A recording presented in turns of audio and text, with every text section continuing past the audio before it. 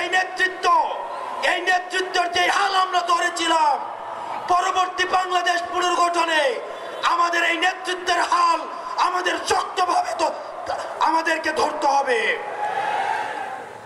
প্রিয় ফরিদপুরবাসী, আপনারা জানেন 8ই আগস্ট সরকার গঠন করার পরে আজকে আমরা জানুয়ারির 6 তারিখ 2025 সালে এখনো পর্যন্ত কিন্তু আমরা দৃশ্যমান একটি বিচারও আমরা দেখি নাই। 2009 সালের পিলখানা হত্যাকাণ্ডের একটা বিচারও হয় নাই। 2014-এর শাপলা হত্যাকাণ্ডের কোনো বিচার হয় নাই।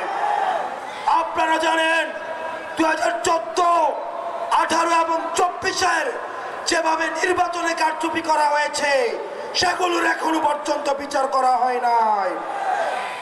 এই অন্তর্বর্তীকালীন সরকারকে আমরা স্পষ্টভাবে বলতে চাই, আপনার যদি আমাদের মাঝে গ্রহণযোগ্যতা বাড়াতে চান, অবশ্যই অবশ্যই এই অন্তর্বর্তীকালীন সরকারের সময় আমাদের এই বিচারগুলো আপনার নিশ্চিত করতে হবে। প্রিয় ফরিদপুরবাসী, আপনারা জানেন এখনো পর্যন্ত আমাদের এই বিপ্লবকে অনেকে মেনে নিতে পারে নাই। সেজন্য কিছুদিন পর পর আমরা দেখি বিচার বিভাগে কু করা হয়, আমরা দেখি পুলিশে কু করা হয়, আমরা দেখি আনসারের বিদ্রোহ হয়, আমরা দেখি সচিবালয়ে আগুন লাগানো হয়। আমরা সবাইকে বলতে চাই, আপনারা রিয়েলিটি মাইনা নেন। এই ফরিদপুরবাসী যতদিন জেগে আছে, খুনি শেখ হাসিনা কোনোদিন বাংলাদেশে ফিরবে না।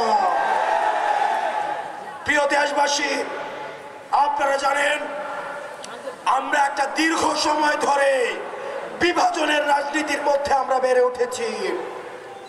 আমাদের বিভাজনের রাজনীতির মধ্যে রেখে আমরা জাতীয় ঐক্য কখনো পৌঁছতে পারিনি।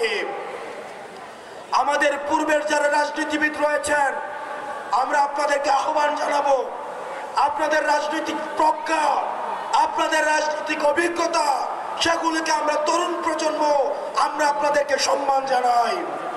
একই সাথে আপনাদেরকে আহ্বান জানাবো, এই তরুণ প্রজন্মের যে আত্মবিশ্বাস, এই তরুণ প্রজন্মের যে অকুত ভয়, এই তরুণ প্রজন্মের যে বাঁধ ভাঙা যায় ভয়, এই ফ্যাসিবাদকে বাংলাদেশ থেকে উৎখাত করার জন্য তাদের যে প্রত্যয়, আপনার প্রত্যয়ের সাথে তাদের এই প্রত্যয়ের যদি আপনারা সম্মিলন না ঘটাতে পারেন, তাহলে 24 পরবর্তী বাংলাদেশ বিনির্মাণে আমরা ব্যর্থ হব।